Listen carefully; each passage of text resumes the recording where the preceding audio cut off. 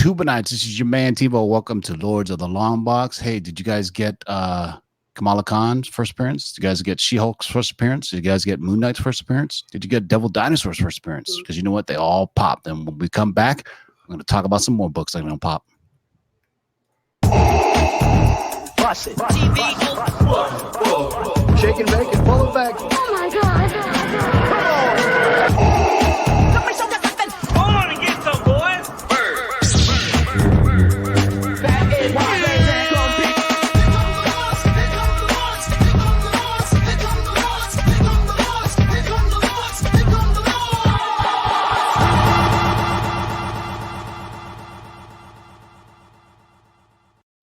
And just because you guys are so nice, you're going to get it twice. You're going to get the other one.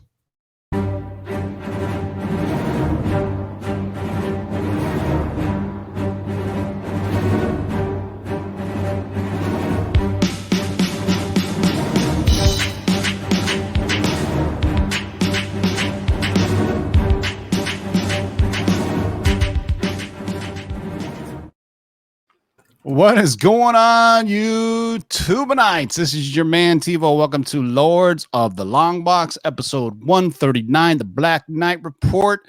It's been a minute, but we're back to holler at you kids, man. It is hot today. I saw there was 69 people watching, so I had to say, let's go live now. I got my man with me right here, Otto. Say what's up to the good people. What's up to all my Autobots out there? We got a great show for you tonight. Thank you very much for all the subs and stuff like that. 3 Men in the Basement's climbing. Lords of the Long Box is climbing to numbers that they should be. So we're going to have a great show for you guys tonight. So thank you very much for joining. That's right. I also got my man, Nemesis Prime, a.k.a. the variant whore. I love saying that.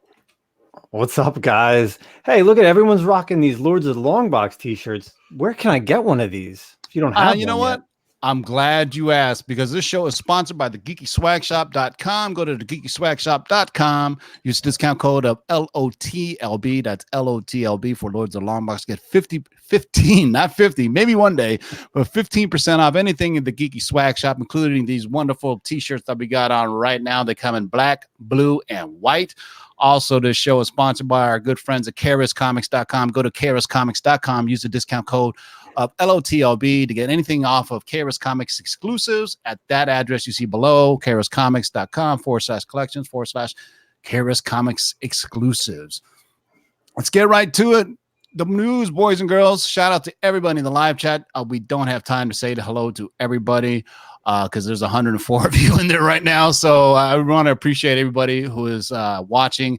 Special shout out to all of our friends in Brazil. The channel's been retweeted a bunch of times by Portuguese from Marvel Brazilian fans. So I just want to say to you all, obrigado, mi gente de Brazil. Gracias, and all that, and then some. If you didn't know, actually, Lords of Long Box was mentioned on a Brazilian radio station for some scoops that we got. So much love to them. Shout out to all. Brazil has got a huge comic book community, man. They are booming. Maybe one day we'll go down to that Brazilian Comic-Con. What you say about that? Let's do it. Let's make a road trip. Damn right. All right. So, you know what? Let's get right to it, boys and girls. Shout out to my man, Darkside Jedi, holding it down in the live chat. He will be back with us possibly next week. And we'll be bringing back the funk. We bring back the high production values of, Wirecast and all that good stuff. Not the StreamYard has been a very nice replacement for it while Ryan's been gone. But we're used to the high standards that Ryan sets. And when we come back next week, we're going to come back hard and strong. Well, I like when I talk about it like that. Sexy.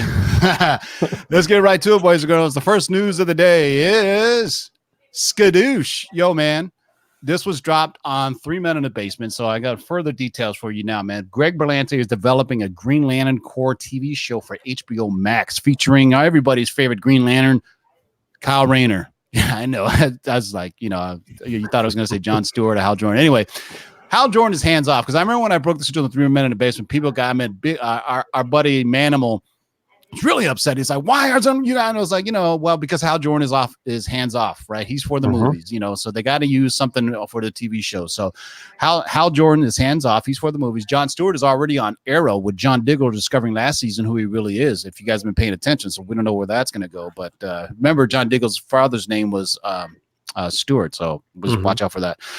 John Stewart, Green Lantern, will temporarily be seen during the Crisis crossover. So you got that to look forward to.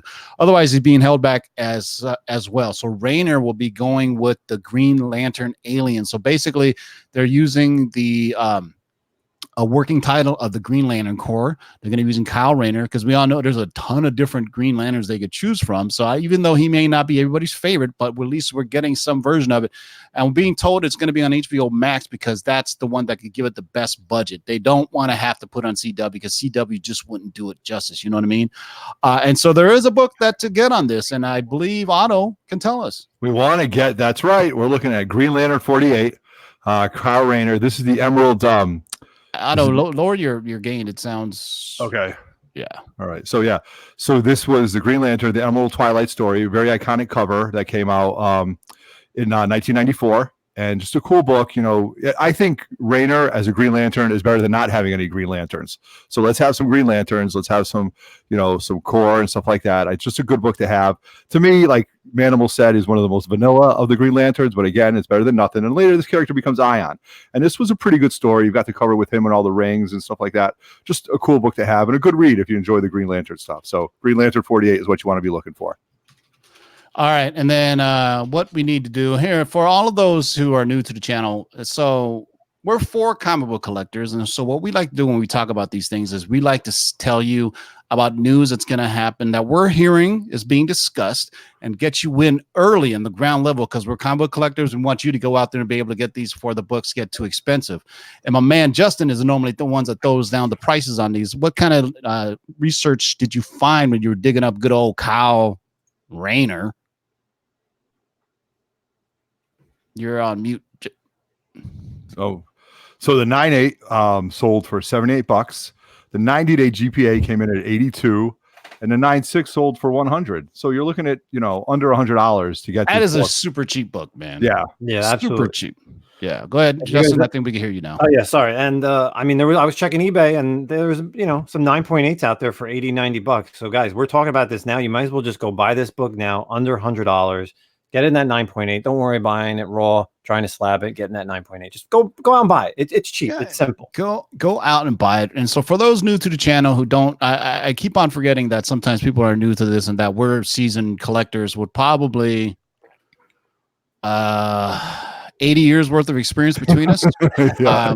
I've been collecting comics for 35 years. I know that's hard to sound because I'm 48 years old. I've been doing this since I was 13. I know Otto has been doing it for a good 25 something years. So sometimes we throw on these terms, maybe other new users. I'm trying to, because we have a new audience. So slabbing was when you take a comic book and you put it into CGC or CBCS and they grade it, they encapsulate it. So when we say slab, that's what it means. When we say GPA, that's an average price of comic books. So there's a service called GPA analysis that gives you a 90-day average of what comics are selling for. So that you as the buyer makes a better idea of what something should be going for. So I hope that explains that. I hope we didn't lose you guys by throwing all these terms, but you know what? We're here to teach you too, man.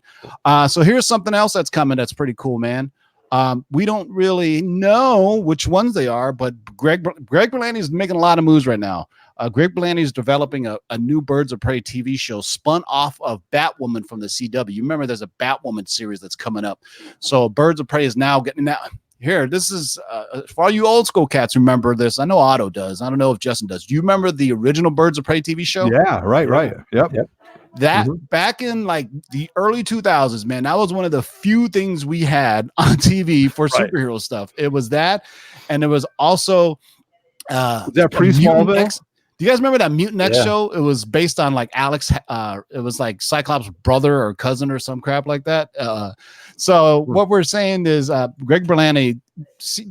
DC is really trusting Greg Berlanti with their TV stuff. And why shouldn't they, right? And we've been telling you now that they got HBO Max. They're seeing that, hey, look at Disney doing this with the Disney Plus, with Hulu. And DC is like saying, hey, you know what? We got CW. We're gonna do this HBO Max thing. We got that HBO Max. When you get that subscription-based streaming money, you can do a lot more stuff with it, right? And so we actually have a spec book for this. And believe it or not. When this one, you know, there may be some debate on this. So What can you tell us about this book, Otto, and put you on the spot here? I don't think many people know about this book. Really, you don't know too much about this. I had to do some digging. This is Showcase 96, number 3. This came out in March of 1996. So this is Actually, Showcase 96 as in the year 96. Yeah. I apologize for that. Number 3.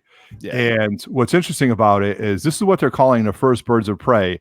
But then in June of 1996, you had the first appearance of the new Black Canary and Oracle, which was Birds of Prey number 1. So there's really 2 books, and there's some debate about it. So I don't know which way to go with it. The first time Black Canary and Oracle teamed up together, which would eventually be Birds of Prey. So in essence, this is the first team up of them together. But if you look it up, people will say this is the actual first appearance of Birds of Prey. And I would gather that there's not much sales data on this. No, I mean, surprisingly, see, it's funny when you look at this book. When you look at these numbers, the last 9.8 sold for $81, but the 12-month GPA is way over that. The reason for that is because when they announced the Birds of Prey, Harley Quinn and Birds of Prey movie, everyone went out and bought this book. So that is why that GPA is so high. And same thing on a 9.6. 9.6 is sold for $70. But the 12-month GPA, because there really isn't a 90-day GPA on this book right now, so we're looking 12 months back. So when they first announced that movie, they showed off some screenshots. They did that 15-second trailer. That's where these numbers are coming up and even higher. So again, we talked about it. This is like kind of the Hulk 180 to Hulk 181. But as you know, as Tim said, this is where we're going with the first appearance of Birds of Prey. Yeah, because you know why I like this, because this is the more rare book. This is the harder to find book. And the question, Johnny Boy, Harley Quinn was not in the original Birds of Prey team. This was later after they became more popular, and Harley Quinn will not be in the TV show either. Harley Quinn is definitely a hands-off on anything live action on TV. She is strictly for the big screen. So that's not going to happen, because I actually reached out to the Black Knight and asked him, which Birds of Prey team are we talking? He says probably Black Canary and Huntress, and there's always an Oracle. Right. There's always an Oracle to be Birds of Prey. I'm pretty sure it's in the contract. It has to be Oracle. So let's go to the next one. And this one is shockingly, this one, I thought I had accidentally leaked it or something. Actually, before that, let me go to this one, because this one we don't really have any sales data or any actual real comics to, but we got it as part of the scoop. It was kind of like a DC kind of dump or leak, not a dump, but a leak of kind of all the little things that they're working on. So right now we're finding out Arkham Asylum is being discussed for HBO Max as a dark R-rated TV series with just the villains and no Batman at all. So this will not be from Berlanti, at least not yet. And Man-Bat is set to appear. I was really leaning toward putting Man-Bat in here, but I don't want to pull up sales data for Man-Bat. That's really not necessary. I mean, I doubt Man-Bat is going to be a major character, even though I have the first appearance of Man-Bat, which is Man-Bat number 1, I think, right? No, Detective Comics 400. Neil Adams cover. Yeah. So now I should have done it. Damn it. Anyway, so they really want to stretch this out. I mean, I think they're seeing that they can do Batman stuff sans Batman. Like Pennyworth. I'm really enjoying Pennyworth for what it is. I've never seen Gotham. I tried to watch first season. I just didn't like it, but I know people swear by it. I think I know Ryan was watching it and he was like, you got to watch it. I was like, man, nowadays it's like, man, there's just so much out there. Do I have time to catch up on however many seasons of it is? It's just kind of hard, but I want to go through this, man. So this book, I don't want to blow up his spot, but shout out also to, hold on, man. I want to send out a special birthday shout out to my man Steve from Twitter, who said, hey man, can you give me a birthday shout out? So shout out to SAO follower, his Twitter handle. His name is Steve, a Hellblazer, a Cimmerian, and an otaku of many things. Happy birthday, brother. That's a birthday shout out for you right there from the Lords. So this one of my Facebook friends sends me just a screenshot of the book he got. I was like, and I didn't say anything. I was like, damn it. And I was like, he's going to ruin my show, man. I was like, but anyway, let's talk about this right here, man. Boom. This one is weird. This one is really weird. Super weird. But I'm hearing this from Black Knight that the Paladin is being planned to become one of the heroes making guest appearances on the Moon Knight TV show. If you don't know who the Paladin is, don't worry. Well, not many people do. But he's kind of a mercenary who kind of turns good in the comics. I remember maybe a few years ago, there was like a Paladin like mini series or something where he was seen more like a more like an anti-hero. So basically think of it this way. He's the yin to Moon Knight's yang, where Moon Knight is just going to be insane, right? He's just going to be kind of a nut job, and the Paladin is going to be guest appearing in his Schmotley. Now, I don't know how long the series is going to run on Disney Plus. I would imagine if it's going to end up on Hulu. We're asking the Black Knight, by the way. The Black Knight is lurking in the live chat. You guys just don't know it. See if he finds out that it'll eventually end up on Hulu, where it can be more R-rated right now, because if it's on Disney Plus has already said everything is going to be PG-13 or lower. So that's interesting. But you know what? I like this book because the first appearance is the anniversary issue, and look at the names on that. Otto, look at that's the Hall of Fame credentials right there. This is right up my alley right here. This is 1978. Gil Kane did the cover. Jim Shooter actually did the writing. Carmine Infantino was a penciler. Klaus Janson was the inker, and he was a colorist. This is fantastic. And this was funny that's because like Hall of Fame caliber cast of creators right there. Absolutely. On an anniversary issue, no less. He's on the cover. Definitely a womanizer character, believe it or not. And that one story that you were talking about was Marvel Premiere number 43, where he did the one shot. He was also in a bunch of Marvel team ups that you could see it, and he's just a pretty cool character because he's a mercenary. It has a lot to do with Kilgrave. So that 150, 151, 152 was a 3-story arc that was pretty neat, and how they eventually, I don't want to tell you the rest of the story, but they eventually teamed up together. In the live chat, man, because this seems like, Jim Shooter, everybody knows Jim Shooter from Marvel, but Gil Kane and Carmine Infantino, man, that's like a lot of DC book guys right there, right? Yeah, coming over to a Marvel book in like the Bronze Age. That's pretty crazy. Go ahead, Otto. No, I was just going to say, what you want to do is you want to read the 3 stories because it does bring Kilgrave into it, which is a great DC villain, and they actually team up without telling you most of the story. Just a good book to have, good reads, and it's an anniversary issue. And here at the Lords of the Long Box, we love anniversary issues, so just a cool book to have. And Justin, what do we got for GPA on this?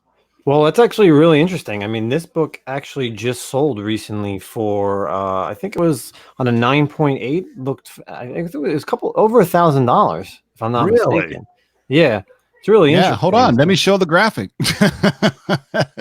Boom! Oh no, my bad. That was my bad, man. We need Ryan back here. We need Ryan back here to be the producer of the show. You're looking at a 9.8 last sold for $480, which was actually back in June. So as we say here on the Lords of the Long Box, and Tim will tell you about the secret comic cabal of collectors, that this book, why would someone buy a 9.8 randomly for this book? Right. Exactly. And pay almost $500 for it, right? Yeah. Why would you go out and buy it? And again, we talk about this every week. The difference between one grade down completely just drops this book, and it was last sold in 2018 for $75. But that means that there's none up to actually be bought. So, if you can find it in a good size, in a good grade, you might as well grade it up. And it's just a great book to have, because cool first cover. and foremost, I mean, it's Daredevil. It's the Bronze Age, Carmine Infantino, Jim Shooter. I mean, Jim Shooter's the only guy alive that worked on that was right. Jim Shooter's still around. No, Jim Shooter's definitely still around. He does the cons and stuff, and he does. Yeah, big Jim Shooter went up, and he was editor in chief at Marvel for a really long time. He was big in the Bronze Age. He was. Hold on, guys! Breaking news! Black Knight just sent me a message. The reason for Disney Plus and Moon Knight is because of the budget. Disney Plus has the biggest budget of all their streaming platforms, and so that's why Moon Knight is going to be on Disney Plus. This is breaking as well. Ready? Mm-hmm. Yep. Should I do my thing? Nah. Doctor Strange is set to make a guest appearance in Moon Knight. That's huge. Yeah. So Black Knight tells me their secret cabal of collectors have had the Paladin news since March. So. Right. Actually, did we talk about it? I'm pretty sure we talked about the Paladin one time. Like it was like a long-term spec, I think. Speaking of which, we have a long-term spec list that's coming up that we probably don't have time on this show, but we'll probably drop it as a side video, probably Friday. We'll just do like a quick 10-minute video. But we do have a long-term spec list. If you don't know what that is, it's a reserve list that Marvel and DC puts out on characters that they want to put development on, like at the highest levels. If Feige puts on a reserve on it, that means Jeff Loeb can't touch it. If Disney or DC Studios Warner Brothers Studios puts a hold on it, that means Berlanti, CW, and anybody else cannot use it. So we got that one coming up. Here's an interesting one that we were going back and forth on about this, trying to find out, because I gave up after a while, because the reason why this character's first appearance is so hard to find is because they come from different timelines, realities, universes. So let's talk about it, boys and girls. Dark. Yeah. Yeah. So we're getting early plans, very early plans. There are early plans to have Nighthawk debut in the Moon Knight TV series. There are a lot of moving parts right now with Moon Knight. If you don't know, Moon Knight comes from Squadron Supreme. There's like 5 different universe versions of Nighthawk. On the screen right now, you see probably the two most popular versions. So you got, remember, the Squadron Supreme is that he premiered, and then Starhawk 616 or Nighthawk, 616 end up appearing in the Defenders for a long time, right? Yeah. That newest iteration of him is like, total ripoff of the Knight of Cowls, or what is the name of that dude in the Batman series? Talon. The Night of Talon. Talon. He looks just like Talon. That's like the street level Nighthawk version that came out a while ago. And so when you see the GPAs on this, it's gonna blow your mind.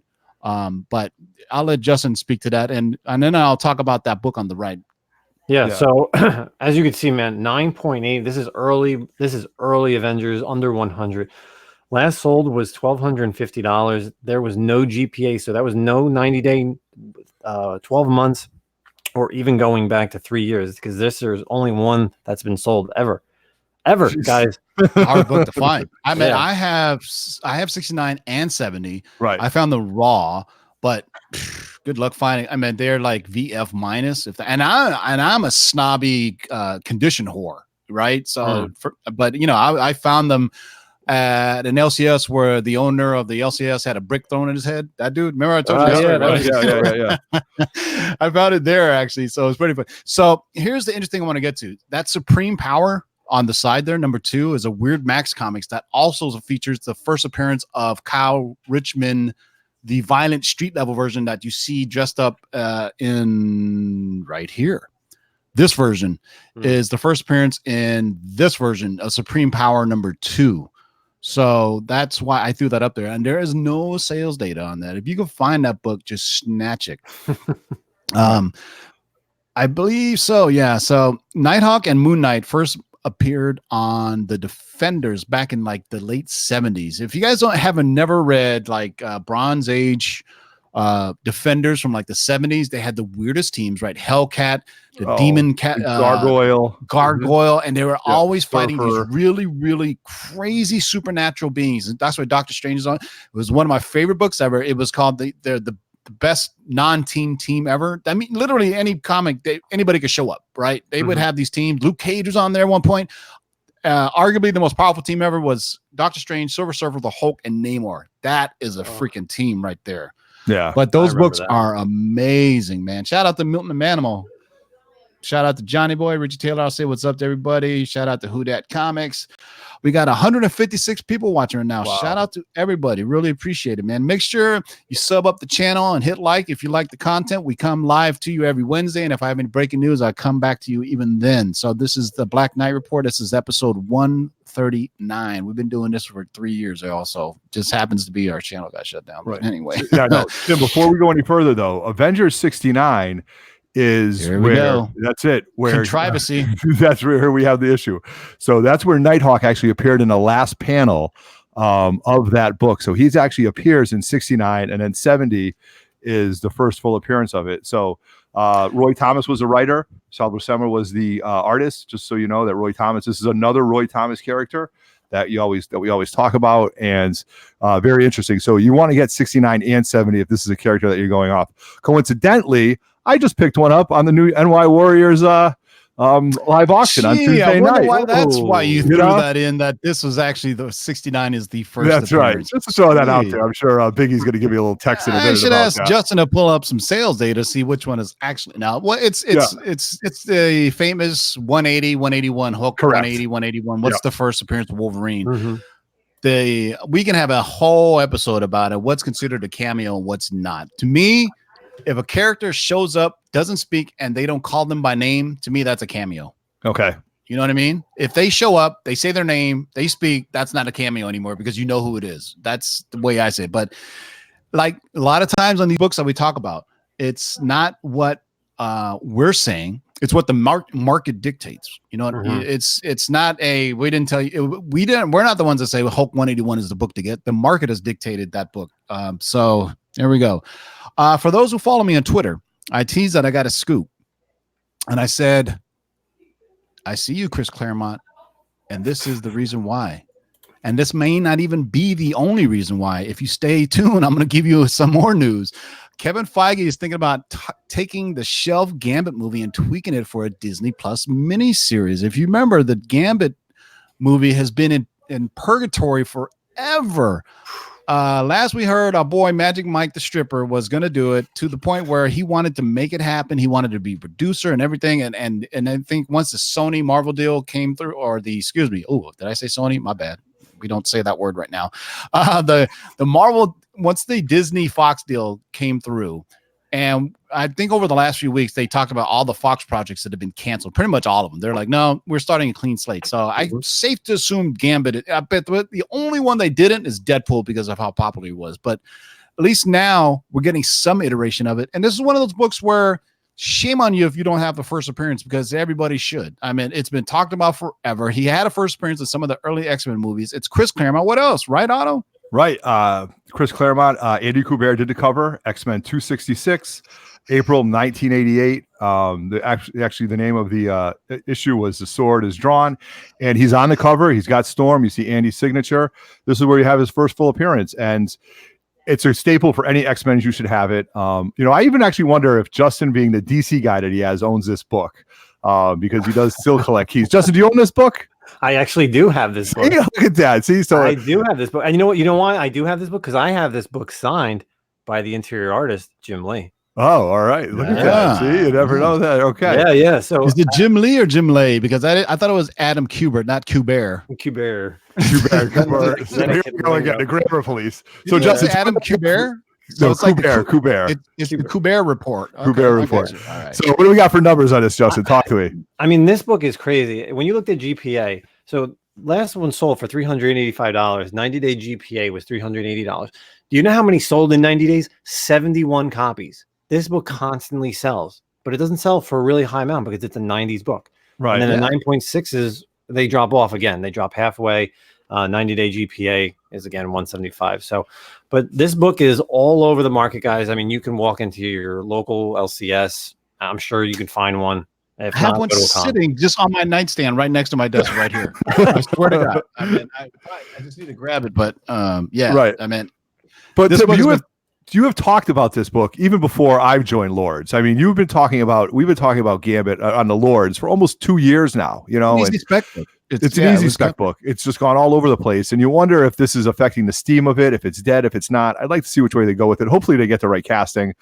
I don't know what to say about this. I mean, and the thing about this book is there was no variants back then. It's just this and that's it. You know what I mean? I mean, that's it. That was the beauty of for the variant craze. Nowadays, you get a modern book, you're like, this is the regular cover, but where's the variant? Where's the 1 of 50? Oh, speaking of which. Oh, Manimal, real quick. Manimal's got it. Talk about the X-Men Annual 14, another cameo first appearance market situation. I totally agree. Yeah, I went with this one because this one is what the market has dictated. Oh no, of course, right? I 100%. But that's the same thing that we always talk about, which is the first appearance. Yeah, because it's what Manimal's bringing up is the X-Men Annual 14 is another kind of cameo of Gambit, and there's a whole bunch out there. People can argue blue in the face about what is that, Spider-Man 2099, where they show the Amazing Spider-Man, the black hologram cover is also the first appearance. People can talk about an advertisement for something. Hell, there's a comic book that shows Superman before action number 1. Correct. Yeah, I'll have to pull that up. I actually did a video about it one time.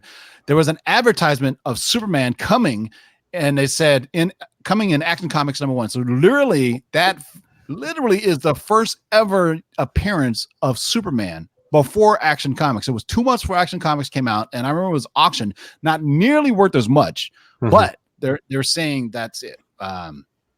So we'll see, man. Here's some other cool news, man, that's being dropped by my man, the Dark Knight, the Black Knight. We've been talking so much DC stuff. I'm getting brainwashed, man. My man, Nick Fury. A Nick Fury TV show is being considered for Disney Plus. Man, they can do anything they want now over Disney Plus. They have a huge platform. The only question is, which version of Nick Fury are we going to get? Are we going to get a young Nick Fury? Or are we going to get an old Nick Fury? Hold on, one more thing.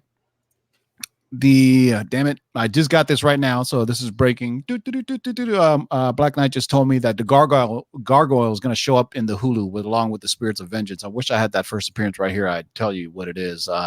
Anybody in live chat has that first appearance of gargoyle, go ahead and shout us out with that, and we'll give you a Marvel No Prize.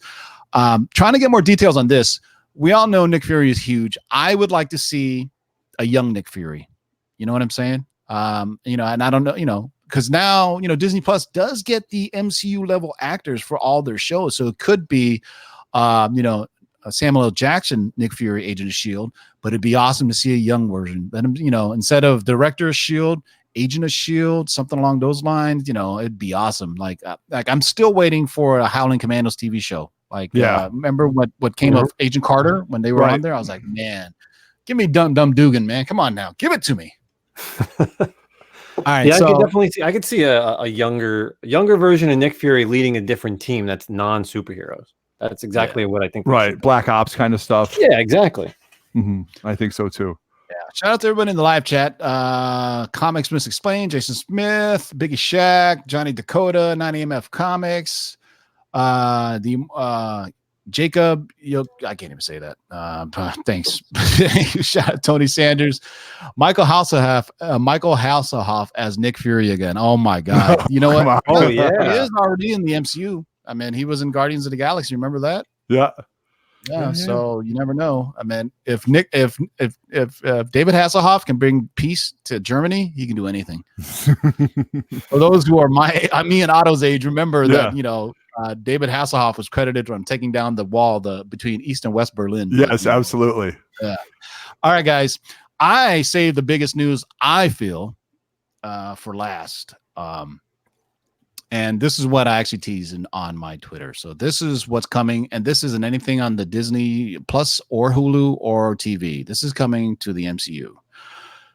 We talked about this, I want to say 2 months ago, that we told you, look out for Excalibur. Kevin Feige is a big fan of Excalibur, and he wants to do something with Excalibur. Well, here's the skinny on this.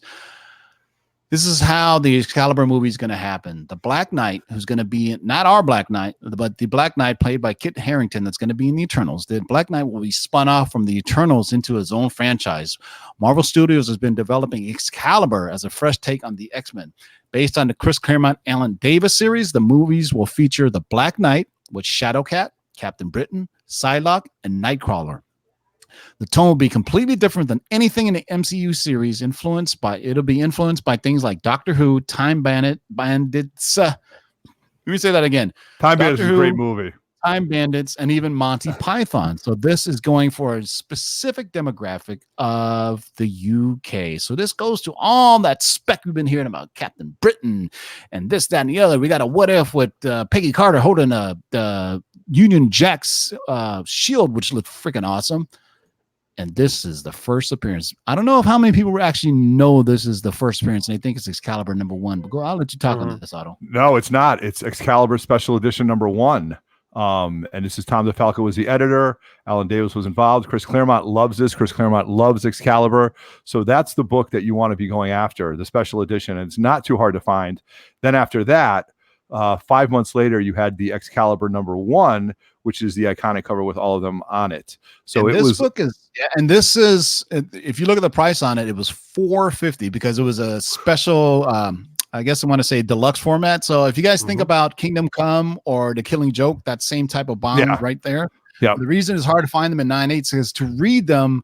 I mean, you had to just pry a thing open and automatically got creases in it. Because the only way to read it without damaging it is you have to open up the pages literally like 4 inches apart from each other because of that special edition. But go ahead. No, that's it. It's just, it's very hard to find. Everybody thinks that Excalibur #1 was the first appearance, but it's not. And I don't even know if there's any sales data. Justin, did you find anything about this at all? Yeah, there is sales data, but you know what's interesting? And before everybody jumps all over us, this is not the first appearance of all these characters. This is the first appearance of this team. Excalibur. So the first time that they were all together, called themselves Excalibur. So last sold 9.8, $154. Great book. It's an awesome book. It is a wonky story. When I was in the middle, this was at the height of my collecting because I was a young adult at that time. So 88. So I think that came out in 88. So I was a good 17 years old and I was buying up all kinds of stuff. And this was, you have to imagine the late 80s, it was the X-Men hype of everything. Anytime the X-Men made a guest appearance in a comic book, it would blow up. Right. And just I bought random it. appearances, right? They would show up in a Micronauts, and that Micronauts book got hot. Mhm. And so when they got together for a new, if you got to remember, the X-Men title went on and on and on forever and ever without anything new. And then Jim Lee came out the new X-Men. And then you had X Factor, which was the original X-Men. And then you had Excalibur, which took them to the UK. You had Captain Britain. You had that Megan chick who was a weird shapeshifter, Rachel Summers, Nightcrawler. And then I remember these weird aliens that were shapeshifting. It was just a weird, tripped out story. And I think Manimal was just talking about how he read and he hated it, but it was definitely a product of its time where they wanted to do something different and weird with it. But that's it, boys and girls. So I'm going to say, man, that's great. Because we haven't gotten a lot of MCU proper news. When I say MCU proper, things coming to the big screen, but this is one of them, and that's pretty big. Well, this is important too, because if they're going to bring the Black Knight into it and Kit Harington, and there was somebody that was bashing, I think it was your girl, Grace Randolph, who said, what a waste to bring Kit Harington and only in for one movie. But they've got a plan. And if they keep the Black Knight around, you better get that Avengers book too. But it just would make perfect sense to bring this up. So just a great character. It's cool stuff too. And that's it, boys and girls. I would take questions from the live chat, but I'll answer whatever I can. But you know what? We got stuff we got to do. It's hot outside. I don't have any more news on the Sony Disney deal, which is a good thing because they're still working at it. But hopefully a deal is getting closer. So I don't have any new news. If I do, I'll do a video as soon as I can. But I will try to do a recap video probably in like tomorrow where I just post all the graphics that I did. And these are the books you should look for. And I normally do it to some fat beats in the background so I don't have to go on camera. And it's an easy way for me to put the information out there consolidated. You get to see what comics you should get because we're here to help you as a comic book collector. You know what I mean? We're collectors. We're not professional journalists or anything like that. We just happen to know somebody who knows some people who know some other people and get this information. And we called She-Hulk. We got Kamala Khan, we got Moon Knight, we got Devil Dinosaur. Still waiting for that Dakota North news to pop. We need that to pop. Let's go. I got a bunch of Dakota North books. I need that news to pop, man. Will Peggy Carter be the official MCU Captain Britain? No, the Peggy Carter thing is a one-off what if. And it's a one-off what if animated series. She's not going to be the official MCU Captain Britain. I don't know. Unless something else changes, but it's just a cool thing that they're paying homage to in the animated series. But so far, nothing. I mean, they want to go. Captain Britain's been teased. If you watched Endgame, she teased the name Braddock. And that was right when Tony Stark visited his father. Remember that scene? And then Chris Evans goes in the office and he sees what's her name in there and she's talking to somebody. And she actually says Braddock, something about a mission or something or other. Went off the grid or something like that.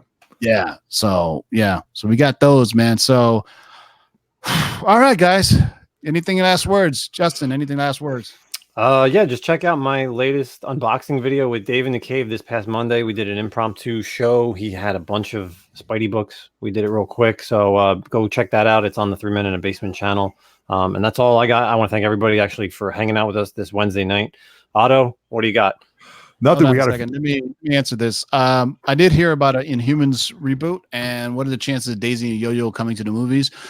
I don't know about Yo-Yo, but I know for sure Daisy is coming. That's Quake, and she's going to be I don't know if she'll eventually be all part of Secret Wars, but she's headed off into Agents of S.W.O.R.D. That's where she's heading out. She's not done. Daisy Johnson, Quake, Chloe Bennett, whatever. She's a big, huge actor, or at least a hot commodity right now. So Disney wants to use her for some more stuff. So we'll see how that goes. I'm trying to answer some questions here. Hold on. Maybe Brian Braddock as Captain, upcoming Excalibur Psylocke as Cap. Yeah, I mean Brian Braddock and Psylocke is his sister, or something.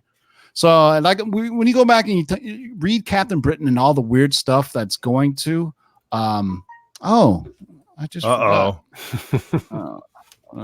Milton the Manimal. Go ahead, Otto. No, I was just going to say thank you very much for watching. We have quite a few guys in the live chat. 3 Men in a Basement really appreciates it. We've got tons of books at CGC right now from Terrificon. I just picked up my Baltimore airline ticket, so Justin and I believe Bernie 1869 will be at the Baltimore Comic-Con. So can't wait to meet some of you guys from the YouTube and IG community. We'll be posting as we get closer to that. Also, if you live up here in the Northeast in the tri-state area, September 21st is our second annual comic swap. It's going to be at a local pub in Newington, Connecticut, and the descriptions are in some of my 3 Men in the Basement videos. And thank you very much for watching. Thank you very much for subscribing. We're having a great time with this. We put a lot of time and effort into this to make it work, and we're glad that you guys enjoy this. And, you know, comic collectors is what we are. We're not news speculators or anything like that. We just want to keep you guys informed. So thank you very much for watching. No, we're comic book speculators. Yes. We don't report the news. We try to break the news. And Right. then if we're wrong, we'll tell you we're wrong. Right, We absolutely. did get Donnie Yen wrong. We did say Donnie Yen was going to play the Mandarin, but ended up being Tony Leung, and you know that fell through. But at least we heard he was in talk for it, and that was the one I'm most upset about. I really wanted to see Donnie Yen in a Shang-Chi movie, but it could still happen, and maybe you'll get another role or anything because there's only been very little casting on the Shang-Chi movie. So we got Awkwafina, Tony Leung as the Mandarin, a couple other cats, but you know, expected a lot more. And I'm really, after watching Wu Assassins, The Warrior and Cinemax, and some other things, man, I really have hope that, you know, Marvel's going to step up their game because they can't let TV shows and streaming services have better martial arts than they do on the big screen, right? That's right. Yeah. No way, man. That's on my watch list. I gotta hit that up this weekend. What's that? The Wu Assassins. It's on my my watch list. It's goofy, but the storyline is goofy, but the action's really good. That's all that matters. Yeah, it's got really good fight scenes. If you just try not to pay too much attention to the story because you're like, what the hell? But it's really like if you watch Hong Kong fantasy martial arts films, you know, like Shaw Brothers and from the 80s and 90s, you know, suspend a belief a little bit. I mean, you know, you should suspend belief anyway when you got guys are kicking you through your chest and shit, but it's pretty good, man. I really dig it. Yeah, The Raid. It's the guy from Iko Uwais who played, he was in The Raid. Fun fact, he was also in The Force Awakens for about 2 minutes, and we didn't get to see him do anything, so that's a shame. But thanks for joining us, everybody. We will be back again next Wednesday at the same time at the Black Knight Report. And as always, if I get any breaking news that's really big, I will come in live just as I did with the Sony Marvel deal if we have anything on that. Also, obrigado, mi gente de Brazil. Thank you very much for all the support on Twitter and on Brazilian radio. The Lords of the Longbox were featured on Brazilian radio, I was told. So shout out to you all. Until as next time, boys and girls. Bust it. Shake and bake and pull it back. Oh my God.